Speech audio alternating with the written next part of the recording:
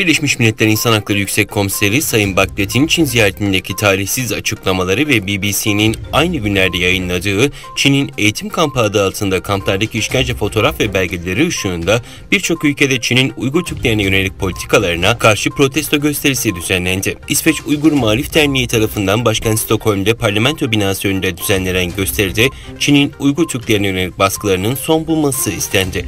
29 Mayıs Pazar günü Doğu Türkistan Kültür ve Dayanışma Derneği tarafından Kayseri Bürüngöz Camii önünde Çin'in Doğu Türkistan'daki soykırımı protesto edildi. Doğu Türkistan Kültür ve Enformasyon Derneği eski başkanı Abdülcelil Karakaş konuyla ilgili yaptığı açıklamada Birleşmiş Milletler İnsan Hakları Yüksek Komiserliği'nin Doğu Türkistan ziyaretinin ardından yaptığı sorumsuz açıklamaların hayal kırıklığı yarattığını söyledi.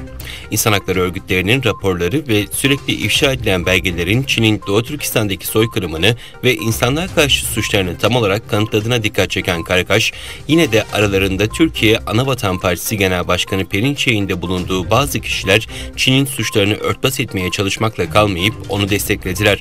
Bu insanlar Çin Komünist Partisi'nin ekonomik çıkarları uğruna gerçeği görmezden geliyorlar ifadelerini kullandı.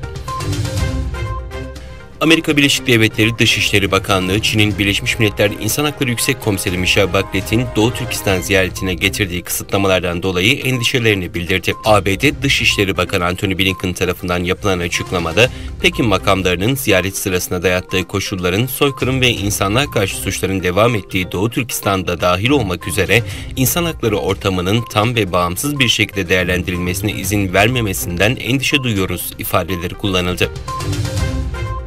Samao Adaları ve Çin dün iki ülke arasındaki işbirliğini geliştirme konusunda anlaşma imzaladı.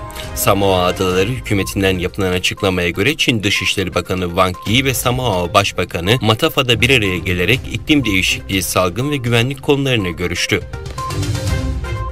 Uluslararası Af Örgütü Genel Sekreteri Birleşmiş Milletler İnsan Hakları Yüksek Komiseri Michelle Bachelet'in Çin ziyaretinin ardından yaptığı açıklamalara tepki göstererek Uygurlar ve Tibet hakkındaki paragrafların gerçeküstü olduğunu söyledi.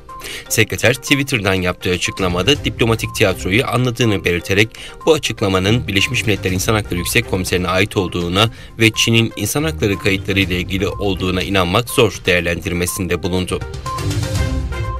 İsveç Devlet Silah İhracat Kontrol Dairesi Başkanı, İsveç'in NATO'ya üyelik başvurusu konusunda Türkiye ile yürütülen müzakerelere ilişkin açıklamada bulundu.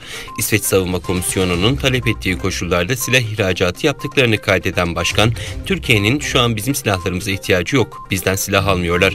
Savunma Komisyonu'ndan gelen uygulamaları duruma göre değerlendiriyoruz. Türkiye'ye bugünkü koşullarda silah satabiliriz ifadelerini kullandı. Birleşik Arap Emirlikleri Devlet Başkanı Muhammed bin Zayed El Nahyan, üçlü endüstriyel entegrasyon toplantılarına katılımları çerçevesinde Ürdün Başbakanı ve Mısır Başbakanı'nı kabul etti.